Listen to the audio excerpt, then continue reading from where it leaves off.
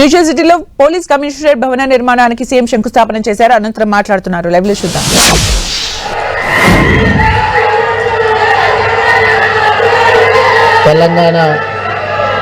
Telangana DGP Shivadhar Reddy గారు, రంగారెడ్డి జిల్లా collector Narayana Reddy గారు,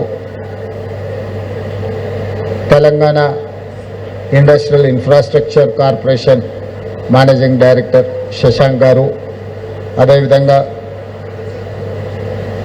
ఇతర అధికారులు, పీసీసీఎఫ్ చీఫ్ సువర్ణ గారు, ఎస్ఐబి ఐజీ సుమతి గారు, వేదిక మీద ఉన్న ఇతర ఉన్నతాధికారులు, ఇక్కడికి విచ్చేసిన పోలీస్ అధికారులు, వివిధ గ్రామాల నుంచి వచ్చిన రాజకీయ మిత్రులందరికీ కూడా స్వాగతం.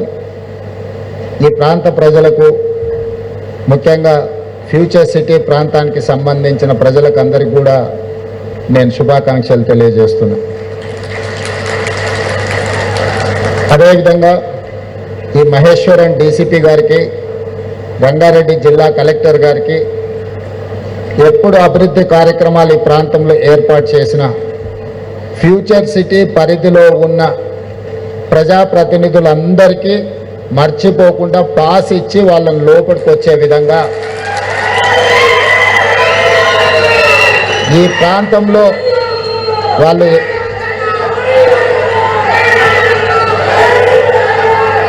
సర్పంచులు గాను, కౌన్సిలర్స్ గాను, కార్పొరేటర్లు గాను, లేదా ఇతర హోదాలలో ప్రజల చేత ఎన్నుకోబడిన ప్రజాప్రతినిధులు, శాసనసభ్యులు, పార్లమెంట్ సభ్యులు అందరినీ ఈ అభివృద్ధి కార్యక్రమంలో భాగస్వాములను చేసినప్పుడే ఈ ఫ్యూచర్ సిటీ మన భవిష్యత్ తరాలకు ఒక అద్భుతమైన నగరంగా రాణించడానికి అవకాశం ఉంటుంది.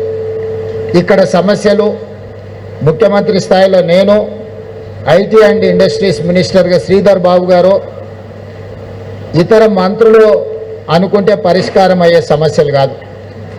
ఈడ సమస్యలు పరిష్కారం కావాలంటే స్థానిక సంస్థల ఎన్నికైన సర్పంచులు, కౌన్సిలర్లు, కార్పొరేటర్లు ప్రభుత్వానికి సహకరించినప్పుడే ఈ సమస్యలు పరిష్కారం అవుతాయి. కాబట్టి మీరు విధిగా ఫ్యూచర్ సిటీ పరిధిలోకి వచ్చే అన్ని గ్రామాల సర్పంచుల వివరాలు తెప్పించుకొని ప్రభుత్వ అధికారిక కార్యక్రమం ఉన్నప్పుడు వాళ్ళందరికీ ఒక పాస్ పంపించండి. మీ కమిషనరేట్లోనే ఒక విభాగం పెట్టుకోండి. దాంతో ఏమవుతుందంటే మేము దారెంబడి వస్తున్నప్పుడు ప్రజాప్రతినిధులు దారి పక్కన నిలబడి మమ్మల్ని లోపలికి రానివ్వడం లేదు అని చెప్పడం, మళ్ళీ మేము ఆగి వాళ్ళను లోపలికి పంపించండి అని చెప్పడం, ఇదంతా మనకెవరికి మంచిది కాదు. ఇది ప్రజాప్రభుత్వం, ప్రజల కోసం ఏర్పడ్డ ప్రభుత్వం. కాబట్టి దయచేసి అధికారులు ఖచ్చితంగా ఈ జాగ్రత్త తీసుకోవాల్సిందిగా నేను వారికి సూచన చేస్తున్నా. అదేవిధంగా రెండవది, ఇప్పుడు కొంతమంది గ్రామాలకు సంబంధించిన సర్పంచులు, ప్రజాప్రతినిధులు వచ్చి ఒక విజ్ఞప్తి చేసింది. మా గ్రామాలు కొన్ని ఫ్యూచర్ సిటీలో కలపకుండా పక్కన మిగిలిపోయినాయి, మా గ్రామాలను కూడా ఫ్యూచర్ సిటీలో కలపండి, తద్వారా మా గ్రామాలకు కూడా అభివృద్ధి విస్తరిస్తుంది, మేము కూడా ఫ్యూచర్ సిటీ అభివృద్ధిలో భాగస్వాములం అవుతామని చెప్పి కొంతమంది నా దృష్టికి తీసుకొచ్చిండ్రు. కేఎల్ఆర్ గారికి, మల్రెడ్డి రంగారెడ్డి గారికి నా సూచన, ఆ గ్రామాలకు సంబంధించిన గ్రామ సభలు పెట్టి గ్రామ సభలలో తీర్మానం చేయించి ఆ తీర్మానం కాపీలను కలెక్టర్ గారికి, అదేవిధంగా జిల్లా ఇన్ఛార్జ్ మంత్రివర్యులు మిత్రులు శ్రీధర్ బాబు గారికి అందించండి. తప్పకుండా గ్రామాలను ఏ రకంగా ఫ్యూచర్ సిటీలా కలుపుకోవాలి, చట్టాన్ని సవరించాలి, వాళ్లకు కూడా ఈ అభివృద్ధి ఫలాలు అందే విధంగా ప్రభుత్వం తీసుకునే నిర్ణయాలను తప్పకుండా ప్రభుత్వం తీసుకుంటుంది. వాళ్ళ ఆకాంక్షలకు అనుగుణంగానే ఈ ప్రభుత్వం పనిచేయాలనుకుంటుంది. అభివృద్ధిలో ప్రజల్ని భాగస్వాములను చేసి ఈ ప్రాంతాన్ని అధునాతమైన అభివృద్ధి చెందిన నగరంగా తీర్చిదిద్దాలనేదే ఈ ప్రభుత్వం యొక్క లక్ష్యం. మీకు చరిత్ర గురించి ఆలోచన చేసినప్పుడు హైదరాబాదు నగరం కులీ కుతుబ్ షాయిలు మొదలుపెట్టి, అదేవిధంగా గోల్కొండ యాదవ రాజుల నుంచి మొదలు పెడితే నిజాం సర్కార్, ఆ తర్వాత బ్రిటిషర్స్తో కలిసి నిజాం నిర్మించిన సికింద్రాబాద్, ఆ తర్వాత చంద్రబాబు నాయుడు గారు, రాజశేఖర రెడ్డి గారు కలిసి నిర్మించిన మన సైబరాబాద్ ఈరోజు 4వ నగరంగా మనం భారత్ ఫ్యూచర్ సిటీని తీర్చిదిద్దాలనుకుంటున్నాము. ప్రపంచంలోనే ఒక అద్భుతమైన నగరాన్ని ఏ దేశాలైతే మనం చూసి వచ్చినామో, ఏ దేశాలనైతే మనం ఆదర్శంగా తీసుకుంటున్నామో, సౌత్ కొరియా, జపాన్, జర్మనీ లాంటి అభివృద్ధి చెందిన దేశాలు, సింగపూర్ లాంటి నగరాలను ఈరోజు మనం చూసి నేర్చుకుంటున్నాం. ఆ నగరాలను మనం ఆదర్శంగా తీసుకుంటున్నాం. న్యూయార్క్ లాంటి నగరాలను ఈరోజు మనం ఆదర్శంగా తీసుకుంటున్నాం. ఏ నగరాలనైతే మనం ఆదర్శంగా తీసుకుంటున్నామో ఆ నగరాలతోని పోటీ పడే విధంగా మరొక సింగపూర్, మరొక న్యూయార్క్, టోక్యో నగరాల్లో ఈరోజు ఇక్కడ ఈ మహేశ్వరం, ఇబ్రహీంపట్నం ప్రాంతంలో భారత్ ఫ్యూచర్ సిటీ పేరు మీద భవిష్యత్ తరాలకు అందించాలన్న ఆలోచన. ఎవరైతే మనకు ఆదర్శమో వాళ్ళతోనే పోటీ పడాలనేది మన ప్రభుత్వం యొక్క విధానము. వాళ్ళతో పోటీ పడే విధంగా ఈ నగరాన్ని అభివృద్ధి చేయాలని రాష్ట్ర ప్రభుత్వం నిర్ణయం తీసుకున్నది. అందుకే ఈనాడు ఒకటొకటిగా రోడ్లకు సంబంధించి కావచ్చు, ఫ్యూచర్ సిటీ కార్యాలయం కావచ్చు, స్కిల్స్ యూనివర్సిటీ కావచ్చు, ఈరోజు ఫ్యూచర్ సిటీ కమిషనరేట్ కావచ్చు, ఈరోజు ఈ ప్రాంతాన్ని భవిష్యత్తులో ఒక అభివృద్ధి చెందిన నగరంగా తీర్చిదిద్దాలి అని అంటే నిరుద్యోగ యువకులకు శిక్షణ, సాంకేతిక శిక్షణను అందించాలి, స్కిల్ డెవలప్ చేయాలి. ఈ స్కిల్ ద్వారా నిరుద్యోగ యువకులకు ఉద్యోగ ఉపాధి అవకాశాలను కల్పించాలి అని ఆ స్కిల్స్ యూనివర్సిటీని ఈరోజు 60 ఎకరాలలో మనం ఇక్కడ కట్టుకుంటున్నాం. మనము ఇతర రాష్ట్రాలు, ఇతర దేశాల నుంచి వచ్చే పెట్టుబడుల ఒప్పందాలు ఎక్కడో హైదరాబాద్లోనో, సైబరాబాద్లోనో కూర్చొని ఒప్పందాలు చేస్తున్నాం. అలా కాకుండా ఆ ఫ్యూచర్ సిటీ ఒప్పందాలు, ఫ్యూచర్ సిటీ కార్యాలయం ఇక్కడనే ఒప్పందాలు చేయాలి, వాళ్ళని ఇక్కడికి రప్పించాలని ఈరోజు ఫ్యూచర్ సిటీ కార్యాలయాన్ని మనం నిర్మించుకున్నాం. తొందరలోనే అధికారులు ఆ ప్రారంభోత్సవ కార్యక్రమాన్ని కూడా మే నెలలో జూన్ 2 లోపలనే అది ప్రారంభించుకునే కార్యక్రమాన్ని మన అధికారులు వేగంగా పూర్తి చేస్తున్నారు. అదేవిధంగా మొన్న జరిగిన గ్లోబల్ సమ్మిట్ మీరందరూ చూసి, ప్రపంచ దేశాల నుంచి దిగ్గజ సంస్థల్ని ఇక్కడికి రప్పించడమే కాకుండా 3 రోజులు అద్భుతంగా గ్లోబల్ సమ్మిట్ నిర్వహించడం ద్వారా పెట్టుబడులకు నమ్మకం, విశ్వాసంతో పాటు ఈ ప్రాంతం అనుకూలమైన ప్రాంతము, అంతర్జాతీయ ఎయిర్పోర్టుకు కూతవేటి దూరంలోనే ఈ భారత్ ఫ్యూచర్ సిటీ ఉన్నదని, ఎక్కడో అభివృద్ధి జరిగిన దగ్గర సమ్మిట్లు పెట్టుకోకుండా ఎక్కడైతే మనం అభివృద్ధి చేపట్టాలనుకుంటున్నామో, ఎక్కడైతే అభివృద్ధిని ప్రపంచానికి చూపించాలనుకుంటున్నామో అక్కడనే మన గ్లోబల్ సమ్మిట్ నిర్వహించినాం. మన అధికారులు నిరంతరం శ్రమించి అద్భుతంగా గ్లోబల్ సమ్మిట్ను నిర్వహించారు. ఈరోజు ప్రపంచానికి మన పట్ల విశ్వాసం, నమ్మకం కలిగింది. రాష్ట్రానికి పెట్టుబడులు రాబోతున్నాయి. ఆ పెట్టుబడులు ఈ ప్రాంతంలోనే మీకు అందుబాటులో ఉండబోతున్నాయని చెప్పి నేను ఈ సందర్భంగా తెలియజేయదలుచుకున్నాను. మిత్రులారా, Cyberabad hitec city, outer ring road, అంతర్జాతీయ ఎయిర్పోర్ట్ ఇవన్నీ మీ కళ్ళ ముందు ఒకప్పుడు చర్చ జరిగినప్పుడు 2000 సంవత్సరం నుంచి 2010 సంవత్సరం లోపల ఇవన్నీ కూడా ఒక ఊహా చిత్రంగా మొదలైనవి. ఆ రోజు అవి చూపించిన నాయకులను అవహేళన చేశారు. ఇట్లాంటి 7 అంతస్తుల మేడలు గాల్లో కడుతున్నారు, ఇది సాధ్యమైపోయాయని ఆనాడు మాట్లాడారు. పెద్దలు తిగల కృష్ణారెడ్డి గారు ఇక్కడనే ఉన్నారు. ఆ రోజు హైదరాబాద్ నగర మేయర్గా ఈ ప్రణాళికలు రచించినప్పుడు వారు ఈ నగరానికి మేయర్. ఆ రోజు ఇవన్నీ చూపించినప్పుడు, ఇవన్నీ చర్చ జరిగినప్పుడు ఆనాటి ప్రజా ప్రతినిధులను అవహేళన చేసిండ్రు, ఇది సాధ్యమయమైన విషయమేనా అని. కానీ ఈరోజు నిజమైంది. ఈ దేశంలోనే 160 కిలోమీటర్ల 500 ఫీట్లు ఉండే ఔటర్ రింగ్ రోడ్డు ఏ నగరానికి లేదు. అది ఢిల్లీ దేశ రాజధాని కావచ్చు, ఫైనాన్షియల్ క్యాపిటల్ ముంబై కావచ్చు, ఐటీ క్యాపిటల్ బెంగళూరు కావచ్చు, చెన్నై ఇండస్ట్రియల్ క్యాపిటల్ చెన్నై కావచ్చు, ఎవరికి ఇంత అద్భుతమైన ఆస్తి లేదు. ఈరోజు దేశంలోనే ఒక అద్భుతమైన ఔటర్ రింగ్ రోడ్ మన దగ్గర ఉంది. మన హైదరాబాద్ ఎయిర్పోర్ట్ ప్రపంచంతోనే ఈరోజు పోటీ పడుతుంది. మన దగ్గర ఉన్న ఐటీ కంపెనీలు, మన దగ్గర ఉన్న ఫార్మా కంపెనీలు, మన ప్రపంచం సంక్షోభంలో మునిగినప్పుడు, కోవిడ్ వచ్చినప్పుడు 4 కోవిడ్ వ్యాక్సిన్స్ను ప్రపంచం ఉత్పత్తి చేస్తే అందులో 3 కోవిడ్ వ్యాక్సిన్స్ హైదరాబాద్ నుంచి జినోమ్ వ్యాలీ నుంచి తెలంగాణ రాష్ట్రం ప్రపంచానికి అందించింది, మన రాష్ట్రానికి కాదు. ఐటీ ఎగుమతులు, ఈరోజు డిఫెన్స్ ఎగుమతులు 100% అభివృద్ధి చెందింది. పోయిన సంవత్సరం 3,500 3,600 కోట్ల ఎగుమతులు చేస్తే ఈ సంవత్సరము 7,500 కోట్ల రూపాయలు ఎగుమతులు ఈరోజు డిఫెన్స్లో మనం పెట్టినాం. మనం రాఫేల్ అని యుద్ధ విమానాన్ని విన్నాం. ఆ రాఫేల్ని సర్వీస్ సెంటర్ ఎంఆర్ఓ ఈరోజు జిఎంఆర్ ఈరోజు శంషాబాద్ ఎయిర్పోర్టులో, ఫ్రాన్స్లో ఒకటి ఉంటే రెండోది మన దేశంలో మన నగరంలో మీ ఊర్లోనే ఈరోజు సాఫ్రాన్ ఎంఆర్ఓ ఈరోజు ఇక్కడ ప్రారంభించుకున్నాం. సాఫ్రాన్ ఎంఆర్ఓలో యుద్ధ విమానాలను ఈరోజు సర్వీస్ చేసే సెంటర్స్గా, వాటిలో వచ్చే సమస్యలు పరిష్కరించే సెంటర్గా రాణించింది. ఇట్లా చెప్పుకుంటూ వెళ్తే ఈ సక్సెస్ స్టోరీస్, ఆనాడు భూసేకరణకు ప్రయత్నం చేసినప్పుడు, స్థానిక సమస్యలు వచ్చినప్పుడు ఆనాటి మంత్రివర్యులు దేవేందర్ గౌడ్ గారు కూర్చొని గ్రామాలలో సర్ది కట్టుకొని పోయి కూర్చొని గ్రామాలలో ఉన్న పెద్ద మనుషులను పిలిచి కూర్చోబెట్టి మాట్లాడి, మన రంగారెడ్డి జిల్లాలో తాగనీకి నీళ్లు లేవు, పిల్లని ఇచ్చేటోడు లేడు, మన దిక్కు మళ్ళీ చూసేటోడు లేడు, ఈ అభివృద్ధి వస్తేనే మన జిల్లా బాగుపడుతుందని ఆ రోజు నిరంతరం దేవేందర్ గౌడ్ గారు కృషి చేయబట్టి ఈ ప్రాంతానికి ఇంత అభివృద్ధి వచ్చింది.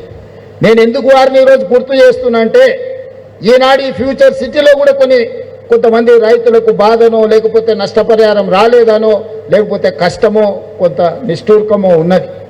ఈ వేదిక మీద ఉన్న ప్రజాప్రతినిధులు బాధ్యత తీసుకొని ఈ పనులను చేస్తే చరిత్రలో మీరు మిగిలిపోతారు. వాళ్ళని ఆదుకుందాం, వాళ్ళకి నష్టం చేయాలనేది ఈ ప్రభుత్వానికి ఎక్కడ ఆలోచన లేదు. వాళ్ళకి సరైన సముచితమైన విధంగా వాళ్ళని ఏ విధంగా ఆదుకోవాలనో ప్రభుత్వం ఆదుకుంటుంది. మిత్రులు శ్రీధర్ బాబు గారు మీకు ఎప్పుడు అందుబాటులో ఉంటారు. అధికారులకు, ప్రజాప్రతినిధులకు నా సూచన, వాళ్ళందరినీ కూడా ఒప్పించి లీగల్ లిటిగేషన్స్ లేకుండా, నేను కూడా రైతులకి, ప్రాంత ప్రజలకు విజ్ఞప్తి చేస్తున్నా, చట్టపరంగా నోటిఫికేషన్లు ఇవ్వడం, లీగల్ ప్రాసెస్ అంతా కంప్లీట్ అయిపోయింది. ఈ రోజు కాకపోతే రేపైనా మన భూమి ప్రభుత్వానికి బదిలీ అవుతుంది.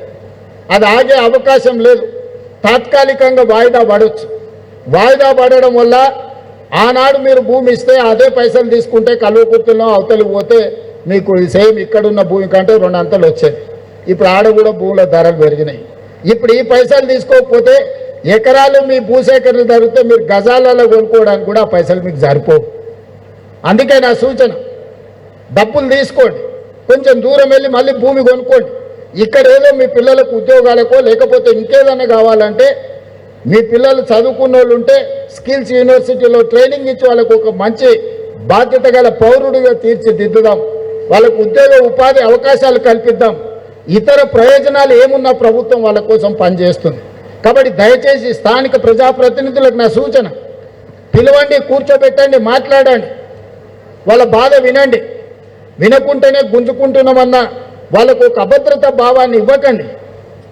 ఎందుకంటే చాలా వరకు 90% భూములు క్లియర్ అయిన జూపల్లి కృష్ణారావు గారు ఆ రోజు ఇండస్ట్రీస్ మినిస్టర్గా ఉన్నప్పుడే ఈ భూసేకరణ కార్యక్రమం, ఈ ప్రణాళికలు కొంత ముందుకు వచ్చినాయి. ఆ రోజే ఇచ్చి ఆ రోజే డబ్బులు తీసుకుంటే ఈ కొంచెం ఇసుట యాచారం దాటితే నాగార్జున సాగర్ రోడ్లైనా, యువతల కడతాల ఆమన్గాలు దాటితే ఇక్కడైనా మంచి భూములు వచ్చేది. ఇప్పుడు ఆ అవకాశం కూడా పోయింది.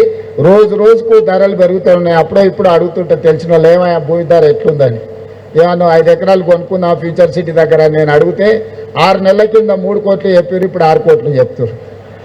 అంటే ఇక జీవితంలో ఆయనలో 3 కోట్లు అయినప్పుడు ఎక్కువ అనుకున్నాను, ఇప్పుడు 6 అయింది. ఇంకా కొనుక్కునే మా స్థాయి దాటిపోయింది. ఇంకా భవిష్యత్తులో ఎప్పుడు మా ఫ్యూచర్ సిటీలో భూమి లేదనుకునే పరిస్థితి వచ్చేది. అందుకే ఎప్పటికప్పుడు ధరలు పెరుగుతూనే ఉన్నాయి. కాబట్టి వచ్చి ఈరోజు తీసుకొని అధికారులకు కూడా నా సూచన, పేదల పట్ల మానవీయ కోణంతో మీరు వ్యవహరించండి. వాళ్ళు శత్రువులు కాదు, వాళ్ళు మన అభివృద్ధి కోసం భూములు ఇస్తున్నారు. ఈ అభివృద్ధిలో వాళ్ళు భాగస్వాములు అవుతున్నారు. వాళ్ళని గౌరవించండి, వాళ్ళకి మర్యాద ఇవ్వండి, వాళ్ళని పిలిచి కూర్చోబెట్టి మాట్లాడండి. మీరు కూర్చోబెట్టి ఛాయ్ తాగిపించి 10 నిమిషాలు మాట్లాడితే వాళ్ళ కడుపు లేదన్న బాధ ఉంటే చెప్పుకుంటారు. ఈయనండి చేయగలిగింది చేయండి. మీ స్థాయిలో చేయలేని ఉంటే మంత్రి గారి దగ్గరికి తీసుకెళ్ళండి, మంత్రి గారి స్థాయిలో కాదు ఉంటే నా దగ్గరికి తీసుకురండి. ఈ ప్రాంతంలో ఉన్న ప్రతి ఒక్కరు 90% నాకు తెలుసు.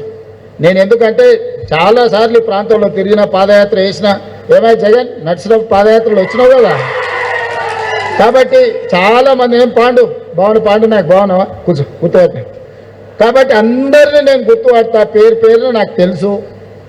వాళ్ళు సర్పంచులు అయినా కాకపోయినా, వాళ్ళు నాయకులైనా కాకపోయినా, కార్యకర్తల్ని కూడా, రైతులను కూడా నేను గుర్తుపడతా. నేను ఇక్కడ ఉండేటోళ్ళకి నా సూచన ఒక్కటే, మీకు నష్టం చేసి నేను శ్రీధర్ బాబు గారు ఎక్కడికి తీసుకుపోయలేదు. నేను కొడంగల్ తీసుకుపోను, ఆయన మంత్రం తీసుకుపోడు. మీకే అభివృద్ధి చేసి మీకు ఇస్తాం. ఈ 2 ఏళ్ళు మీరు సహకరిస్తే దేశంలోనే కాదు ప్రపంచంలోనే ఒక అద్భుతమైన నగరానికి ఇక్కడ పునాదులు పడతాయి. ఎవరైనా ఇక్కడికి రావాల్సిందే. ఆయన బిల్ గేట్స్ అయినా, బిల్ క్లింటన్ అయినా, ట్రంప్ అయినా, లేకపోతే ఇంకెవరైనా, ఎలాన్ మస్క్ అయినా ఈ నగరంలో పెట్టుబడులు పెట్టకపోతే ఏదో కోల్పోయినాం అనుకునే పరిస్థితి తప్పకుండా తీసుకొచ్చే బాధ్యత మన ప్రభుత్వం తీసుకుంటుంది. ఈరోజు యుద్ధ పరిస్థితుల్లో ఆనాడు ఇండియా పాకిస్తాన్ ఆపరేషన్ సింధూర్ జరుగుతున్నప్పుడు దేశం మీద దాడులు జరుగుతున్నాయి అనుకున్నా మనము ప్రపంచ అందాల పోటీలు మన నగరంలో నిర్వహించినాం. 118 దేశాల నుంచి ప్రతినిధులు వచ్చిండ్రు. నేను ఎందుకు గుర్తు చేస్తున్నా అంటే యుద్ధం జరిగిన హైదరాబాద్ నగరం ఎంత భద్రమైందో అంతమంది ప్రతినిధులు ఇక్కడికి వచ్చిందంటే మన పట్ల నమ్మకం, విశ్వాసం. ఈరోజు ఇరాన్, ఇజ్రాయెల్ కావచ్చు, లేకపోతే రష్యా, ఉక్రెయిన్ యుద్ధాలు కావచ్చు, ప్రపంచంలో ఎక్కడ యుద్ధాలు జరిగినా, యుద్ధ వాతావరణం ఉన్నా మన ప్రాంతం ప్రశాంతమైన ప్రాంతము. మన ప్రాంతం రక్షణ విషయంలో ఎవ్వరూ ఏం ఆలోచన చేయాల్సిన అవసరం లేదు. అందుకే మనకు పెట్టుబడులు వస్తాయి, అందుకే మనకు పరిశ్రమలు వస్తాయి, అందుకే ఈరోజు మనకు పెద్ద పెద్ద ఫార్చ్యూన్ 500 కంపెనీస్ మన దగ్గరకు వస్తున్నాయి. వీటన్నిటిని అందిపుచ్చుకోవాలంటే మనం సిద్ధంగా ఉండాలి. సిద్ధంగా ఉండాలంటే ట్రంక్ ఇన్ఫ్రాస్ట్రక్చర్ డెవలప్ చేసుకోవాలి. ఔటర్ రింగ్ రోడ్ ఆలోచన చేసినప్పుడు ఇది అయ్యేదా అన్నారు. ఈరోజు మనం రీజనల్ రింగ్ రోడ్ 360 కిలోమీటర్లతోని రీజనల్ రింగ్ రోడ్ నిర్మించుకుంటున్నాం. ఈరోజు రేడియల్ రోడ్ మీ కళ్ళ ముందల్లే పనులు జరుగుతున్నాయి. కొంగర కళా నుంచి ఆమంగల్, అక్కడి నుంచి నల్లమల వరకు, నల్లమల నుంచి సోమశిల నుంచి నంద్యాల నుంచి బెంగళూరు వరకు ఈరోజు మనము controlled express, greenfield express highway మనం నిర్మించుకుంటున్నాం. ఈరోజు ఆ రోడ్డు రావడంతో బెంగళూరు 70 నుంచి 80 కిలోమీటర్ల దూరం తగ్గుతుంది.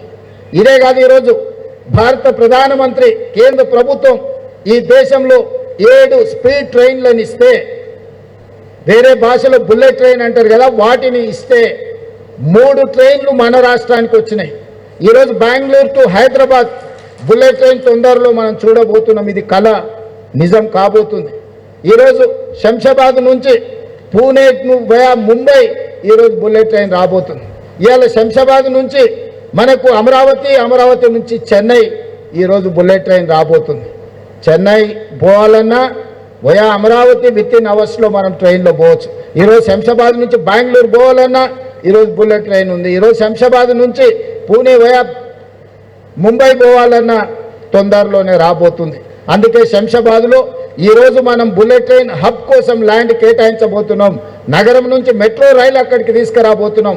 అక్కడనే ఒక పెద్ద బస్ టెర్మినల్, వివిధ జిల్లాల నుంచి, వివిధ రాష్ట్రాల నుంచి బస్సుల్లో ప్రయాణించే వాళ్ళు అక్కడికి వచ్చేస్తే కావలసిన వాళ్ళు వెళ్ళాల్సుకున్న బుల్లెట్ ట్రైన్ హబ్లో వాళ్ళు అక్కడనే డైరెక్ట్గా జాయిన్ కావచ్చు.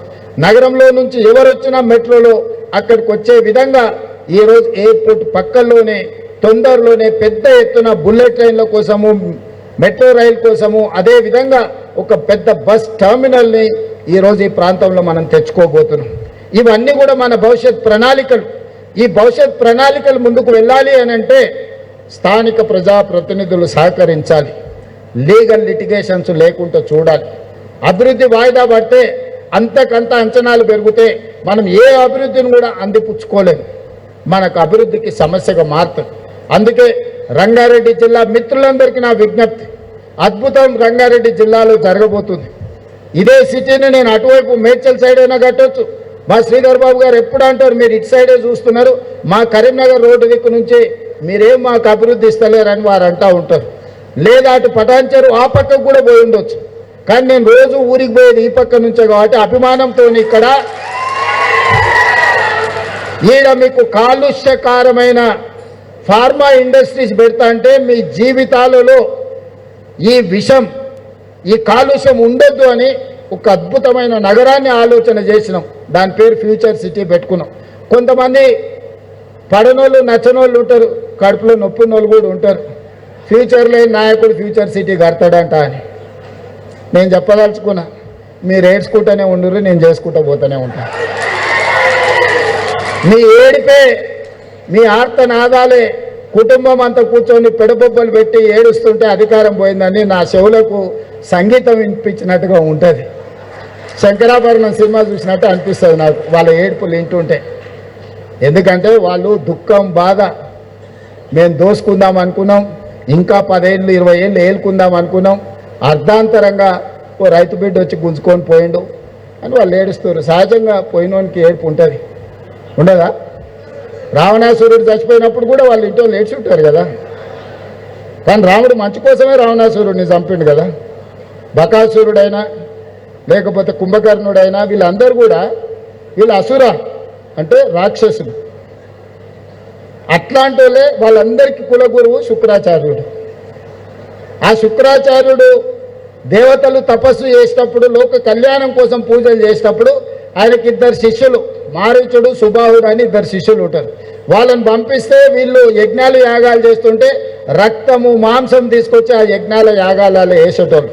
శుక్రాచార్యుడు దగ్గర కూర్చొని మారీచుడిని, సుబాహుడిని ఊరి మీదకి వదిలేటోడు. ఇప్పుడు రాష్ట్రంలో కూడా అట్లనే నడుస్తున్నది. శుక్రాచార్యుడు ఫామ్ హౌస్లు ఉంటుండు, మారీచుడు, సుబాహుడు మన చుట్టూతో తిరుగుతున్నారు. అందుకే మిత్రులారా, రాష్ట్రాన్ని అభివృద్ధి చేసుకుందాం. పనులు చేసే క్రమంలో 10 పనులు చేసినప్పుడు 1-2 తప్పులు దొరుకుతాయి. మనం ఇళ్లలో పెళ్ళిళ్ళు చేస్తుంటాం, పత్రికలు ఇస్తాం, పక్కింటి వాళ్ళకు ఆఖరికి ఇవ్వచ్చు అనుకుంటాం. కానీ ఊరంతా రాష్ట్రం అంతా ఇచ్చొచ్చేవరకల్లా పక్కింటి వాళ్ళని మర్చిపోతాం. వాళ్ళు అనుకుంటారు, చూడు పక్కింట్లో ఆ మధ్యలో వాళ్ళ కోడిని రాయితో కొట్టినందుకు నాకు కార్డు ఇవ్వలేదు అనుకుంటారు. అవునా?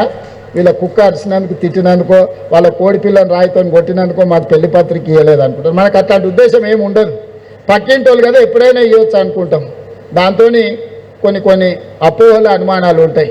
మా ప్రభుత్వం చేసేటప్పుడు కూడా అది మూసీ నది పునర్నిర్మాణం కావచ్చు, లేకపోతే రీజనల్ రింగ్ రోడ్ కావచ్చు, భారత్ ఫ్యూచర్ సిటీ కావచ్చు, మెట్రో రైల్ నిర్మాణం కావచ్చు, ఏవి తీసుకున్నా ఈ పనులు వేగంగా చేయాలన్న ఆలోచనతోని ఎక్కడైనా చిన్న తప్పిదాలు దొర్లితే అది ఉద్దేశపూర్వకంగా మీకు ఇబ్బంది కలిగించాలన్న ఆలోచన ఈ ప్రభుత్వానికి కాదు. అనుకోకుండా ఏదైనా జరిగినా ఎంబడే వెనక్కి తిరిగి సర్దిద్దడానికి నేనున్నా. మీకు ఏదైనా సమస్య వచ్చి నిలబడి పరిష్కరించడానికి నేనున్నా. నమ్మకం పెట్టుకొని ముందుకు నడవండి. ఆ నమ్మకమే మనల్ని అభివృద్ధి పదం వైపు నడిపిస్తుంది. ఎప్పుడు చెడు చెప్పేటోడు ఉండనే ఉంటాడు. ఏ ఊరికన్నా ఓ తాగుబోతోడు ఉంటాడు. అవునా? ఆ సినిమాలో ఏదో కుడి ఎడమైతే పర్వాలేదు అని పాట ఉంది కదా. 2 రచయితలు కుడి ఎడమైతే తప్పే కాదని చర్చిస్తే అదెట్లా అని వాళ్ళు చర్చించుకుంటుంటే రాష్ట్రకు రిక్ష దొక్కేటోడు చెప్పిండట, సార్ తాగుబోతున్న మాటలు మీరు వింటారా సార్? తాగి పాడిండు ఆయన. తాగినప్పుడు ఏదో మాట్లాడతాడు, దాని గురించి మనకెందుకని. ఇప్పుడు రాష్ట్రంలో మాట్లాడేటోళ్ళు కూడా గట్లాటోళ్ళే. వాళ్ళు మాట్లాడేటి వినకండి. ఆయన ఏదో 2 వేసి ఏదో మాట్లాడుతుంటాడు. 2 వేసి మాట్లాడే మాటలను మనంతా సీరియస్గా తీసుకోవాల్సిన పని లేదు. మనం ఈ నగరాన్ని అద్భుతంగా నిర్మించుకుందాం.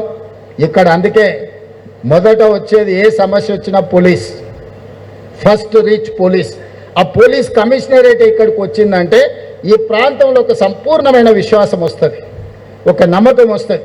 అందుకే పోలీస్ కమిషనరేట్ని ఇమ్మీడియట్గా నగరానికి కావాల్సిన అభివృద్ధి కార్యక్రమాలు ముందుకు తీసుకెళ్లే క్రమంలో future city office, skills university, police commissionerate వీటన్నిటినీ చెప్పినాం.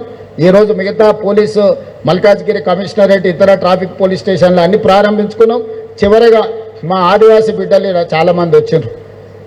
ఈరోజు ఒకనాడు ఈ ప్రాంతంలో రైతులు భూమి కోసం కొట్లాడినప్పుడు, భూమి కోసం, భుక్తి కోసం, విముక్తి కోసం సాయుధ రైతాంగ పోరాటం చేసి నేల కొరిగిన వీరులు ఈ ప్రాంతంలో ఉన్నారు. అది కొమరం భీముడు కావచ్చు, రామ్జీ గోండు కావచ్చు, లేకపోతే చాకలి ఐలమ్మ కావచ్చు, లేకపోతే దొడ్డి కొమరయ్య కావచ్చు. ఇలాంటి వాళ్ళు ఎంతోమంది వీరులు నేల కొరిగిండ్రు సాయుధ రైతాంగ పోరాటం నుంచి. ఈరోజు ఆనాటి పోరాటాలు, ఆ తర్వాత వచ్చిన పరిణామ క్రమంలో భూస్వాములు, జమీందారులు, జాగీర్దారులు ఆధిపత్యం చెలాయిస్తున్నప్పుడు, పేద ప్రజల మీద అమానుషంగా వ్యవహరిస్తున్నప్పుడు నక్సల్బరీ ఉద్యమం వచ్చింది. బెంగాల్లో ఉన్న నక్సల్బరీలో మొదలైన ఉద్యమం తెలంగాణ రాష్ట్రంలో దండకారణ్య మొత్తం నల్లమల అటవీ ప్రాంతానికి వ్యాపించింది. ఆనాడు ప్రజలందరూ ఉవ్వెత్తున నక్సల్బరీ ఉద్యమంలో భాగస్వాములై కాకతీయ ఉస్మానియా యూనివర్సిటీలో ఇంజనీరింగ్ చదువుకుంటున్న గద్దర్ లాంటి వాళ్ళు కూడా నక్సల్ బరి బాట పట్టిండ్రు. ఆనాడు వాళ్ళు స్లోగన్లు ఇచ్చిండ్రు, దున్నేవాడికే భూమి అన్నారు. ఇందిరాగాంధీ అసైన్మెంట్ యాక్ట్ తీసుకొచ్చి, అగ్రికల్చర్ సీలింగ్ యాక్ట్ తీసుకొచ్చి భూస్వాముల దగ్గర, జమీందారుల దగ్గర, జాగీర్దారుల దగ్గర మూలుగుతున్న లక్షలాది ఎకరాలను తీసుకొని పేదలకు పట్టాల పేరు మీద భూములను అందించడం వల్ల దున్నేవాడికి భూమిని అందించింది ఆనాటి శ్రీమతి ఇందిరాగాంధీ గారి ప్రభుత్వం. రైతు కూలీల కోసం రైతాంగ పోరాటాలు జరిగినాయి. వాళ్ళ కూలీతో పాటు గిట్టుబాటు ధర గురించి ఆనాడు ఉద్యమాలు జరిగితే ఆ ఉద్యమాలను దృష్టిలో పెట్టుకొని కనీస మద్దతు ధర చట్టాన్ని తీసుకొచ్చి, ఎంఎస్పి తీసుకొచ్చి, ప్రపంచంలో ఏ వస్తువు ఎవడు ఉత్పత్తి చేస్తే ఉత్పత్తి చేసేవాడే ధర నిర్ణయిస్తాడు. ఒక్క రైతు మాత్రమే తాను ఉత్పత్తి చేసిన పంటను బజార్కు తీసుకెళ్తే, మండికి తీసుకెళ్తే, మార్కెట్కు తీసుకెళ్తే కొనుగోలు చేసేటోడు ధర నిర్ణయిస్తాడు. ప్రపంచంలో అత్యంత దోపిడీకి లోనైంది రైతు. ఆ రైతును కాపాడాలని కనీస మద్దతు ధర చట్టాన్ని తెచ్చి ఈ దేశంలో రైతులను కాపాడింది, రైతులను ఆదుకున్నది ఇందిరాగాంధీ గారు, రాజీవ్ గాంధీ గారు. అదేవిధంగా రైతు కూలీ సంఘాలు, కూలీ దొరక్క అంబలి కేంద్రాలను చూసినా మనం. కరువు ఉన్నప్పుడు అంబలి కేంద్రాలను బస్టాండ్లో పూర్తి పెట్టేది. ఒక్క పూట తినడానికి కూడా కష్టం ఉన్నప్పుడు, కూలి పని కూడా దొరకక వలసలు పోతున్నప్పుడు ఉపాధి హామీ చట్టాన్ని శ్రీమతి సోనియా గాంధీ గారు తీసుకొచ్చి ఈనాడు గ్రామీణ ప్రాంతాలలో పేదవాడికి పని లేకుండా ఆకలితో చావద్దు, ఆకలితో పడుకోవద్దు అని ఈరోజు ఉపాధి హామీ చట్టాన్ని మన ప్రభుత్వం తీసుకొచ్చింది. కనీస మద్దతు ధర కావచ్చు, ఉపాధి హామీ పథకం కావచ్చు, రైట్ టు ఎడ్యుకేషన్ యాక్ట్ కావచ్చు, రైట్ టు ఇన్ఫర్మేషన్ యాక్ట్ కావచ్చు, చట్టాలన్నీ సవరించుకుంటూ పేదల కోసం పనిచేసారు. అందుకే ఈనాడు నక్సల్ బరి ఉద్యమాల బాట పట్టిన, అడవి బాట పట్టిన సోదరులకు అందరికీ మేము విజ్ఞప్తి చేసినాం. అయ్యా, మీ పోరాటం ఫలించింది, ప్రజల జీవన ప్రమాణాలు మారిపోయినాయి, పెరిగినాయి. మీరు అడ్డుకోవడం వల్ల గిరిజన ప్రాంతాలలో, తండాలలో, గూడాలలో, మారుమూల పల్లెల్లో ఈ ప్రభుత్వం చేయాలనుకుంటున్న అభివృద్ధి ఆగిపోతుంది. ఆ ఆదివాసి బిడ్డలకు ఉద్యోగ ఉపాధి అవకాశాలు కల్పిస్తాం, జనజీవన స్రవంతిలో కలవండి అని పిలుపునిచ్చినాం. మనం వచ్చిన తర్వాత ఇంతకుముందు సుమతి గారు చెప్పారు, శివధర్ రెడ్డి గారు చెప్పారు, 814 మంది నక్సలైట్లు ఉద్యమ బాటను వీడి జనజీవన స్రవంతిలో కలిసిండ్రు.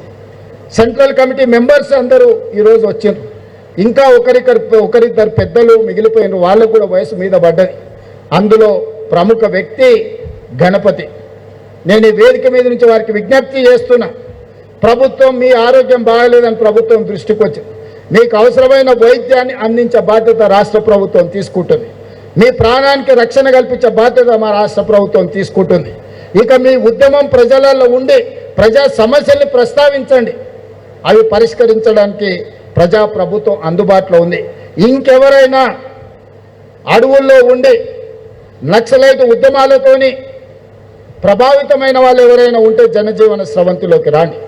మీకు ఆర్థికంగా మీరు ఉండడానికి మీకు అన్ని రకాలుగా ఈ రాష్ట్ర ప్రభుత్వం ఆదుకుంటుంది. ఈనాడు గిరిజనుల యువకులకు గిరిదర్శక్ పేరు మీద ఆనాడు నక్సలైట్లకు అడవుల్లో దారులు చూపించిన మా గిరిజన బిడ్డల్ని ఆదిలాబాద్ పోతే గోండులు ఉండొచ్చు, మహబూబాబాద్ ములుగు ఈ ప్రాంతానికి పోతే కోయలు ఉండొచ్చు, అచ్చంపేట అడవుల్లో పోతే చెంచులు ఉండొచ్చు, ఇతర ప్రాంతాలలో పోతే మా లంబాడ సోదరులు ఉండొచ్చు. ఈ గిరిజనుల బిడ్డలను ఈ రాష్ట్ర అభివృద్ధిలో భాగస్వాములు చేసినప్పుడే నిజమైన ప్రజాపాలనను అందించినట్టుగా మేము భావిస్తున్నాం. అందుకే టూరిజం శాఖ నుంచి, అదేవిధంగా ఫారెస్ట్ డిపార్ట్మెంట్ నుంచి తెలంగాణ జరూర్ ఆనా అనే ఒక స్లోగన్ తీసుకొని ఎండోమెంట్ టూరిజం, ఫారెస్ట్ టూరిజం, ఈరోజు అన్ని టూరిజంలను అభివృద్ధి చేసి వీళ్ళకందరికీ ఒక ఉపాధి కల్పించాలని ఒక మంచి ఆలోచనతోని గిరిదర్శక్ కార్యక్రమాన్ని తీసుకొని ఆ పిల్లలకి ఈరోజు నియామక పత్రాలు అందించబోతున్నాం. మీరు ఎవరైనా మన వాళ్ళు ఎక్కడికెక్కడికో వెళ్తున్నారా, మన దగ్గర అద్భుతమైన సహజ వనరులు, ప్రకృతి సంపద ఉన్నది. మనం మన ఊరిలో పోవట్లేదు. మీరు ఒకసారి బొగతా వాటర్ ఫాల్స్ కానీ, ములుగు అడవి ప్రాంతంలో కానీ, లేకపోతే నల్లమల టైగర్ రిజర్వ్ ఫారెస్ట్లో కానీ, ఇవన్నీ ఒక అద్భుతమైన పర్యాటక కేంద్రాలు. మా జూపల్లి కృష్ణారావు గారు వాటిని ఇంకా అభివృద్ధి చేయడానికి ప్రయత్నం చేస్తున్నారు. వీళ్ళందరినీ కూడా అక్కడ గైడ్స్గా లోకల్ అసిస్టెన్స్ ఇవ్వడానికి వాళ్ళకందరికీ ట్రైనింగ్ ఇవ్వండి. మా శ్రీధర్ బాబు గారికి నేను సూచన చేస్తున్నా, ఈ ట్రైబల్ పిల్లలందరికీ మన స్కిల్స్ యూనివర్సిటీలో ఒక సర్టిఫికెట్ కోర్స్ సాఫ్ట్ స్కిల్స్ నేర్పాలి. ఎలా వ్యవహరించాలి, ఎలా మాట్లాడాలి, హిందీ ఇంగ్లీష్ భాష మీద వాళ్ళకు కొంత పట్టు నేర్పితే ఎవరు టూరిస్ట్ వచ్చినా వాళ్ళు కమ్యూనికేట్ చేసుకోగలుగుతారు. వాళ్ళతోని వ్యవహరించే విధానంలో మార్పు వస్తుంది. ఫైన్ ట్యూన్ చేయడం, ఫినిషింగ్ క్లాసెస్ వాళ్ళకి చెప్పాలి. దానికోసం ఒక 6 months సర్టిఫికెట్ కోర్స్ పెట్టండి స్కిల్ యూనివర్సిటీలో. వాళ్ళకి స్టైఫండ్ ఇవ్వండి. 6 నెలలు వాళ్ళు ట్రైనింగ్ ఇచ్చినప్పుడు ఎవ్రీ మంత్ వాళ్ళకి 2000 3000 ఖర్చులకు ఇస్తే ఆ పిల్లలు ఇక్కడ ఎక్కడైనా ఉండి నేర్చుకుంటారు. కాబట్టి స్కిల్స్ యూనివర్సిటీలో ఈ పిల్లలకి మనము ట్రైనింగ్ ఇవ్వాల్సిన అవసరం ఉంది. సాఫ్ట్ స్కిల్స్ నేర్పించాల్సిన అవసరం ఉన్నది.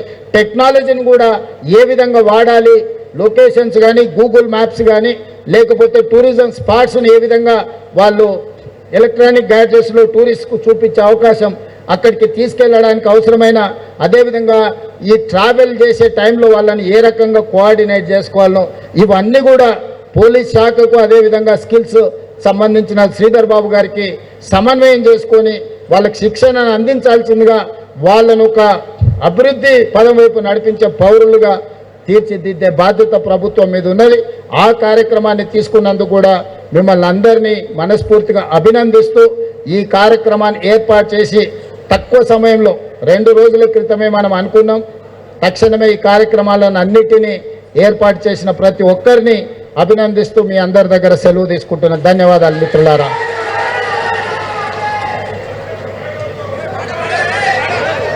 ఒక స్పష్టమైన దిశానిర్దేశం చేశారు ఆనరబుల్ సీఎం గారు వారి సందేశంలో. ఫ్యూచర్ సిటీ అంటే సమగ్రమైన అభివృద్ధితో నగరానికి మరో మణిహారంగా ఉంటుందన్న శుభ సందేశం ఇచ్చిన ఆనరబుల్ సీఎం గారికి ధన్యవాదాలతో గౌరవనీయులైన సీఎం గారు చేతుల మీదుగా గిరి దర్శక్ నియామక లేఖలు ఉబ్బా మోహన్ సన్ ఆఫ్ సూర్యారావు, గౌరవనీయులైన సీఎం గారు, గౌరవ మంత్రివర్యులు, గౌరవ ఎంపీలు, ఎమ్మెల్సీలు, ఎమ్మెల్యేలు, సీనియర్ అధికారులు, డీజీ గారు, కమిషనర్ గారు, Rohit Raj IPS, Bhadradri Kothagudem Ubba Mohan son of Suryarao, తర్వాత బాబు కార్డ్లెసివా మడకం సోను సన్ ఆఫ్ మారయ్య,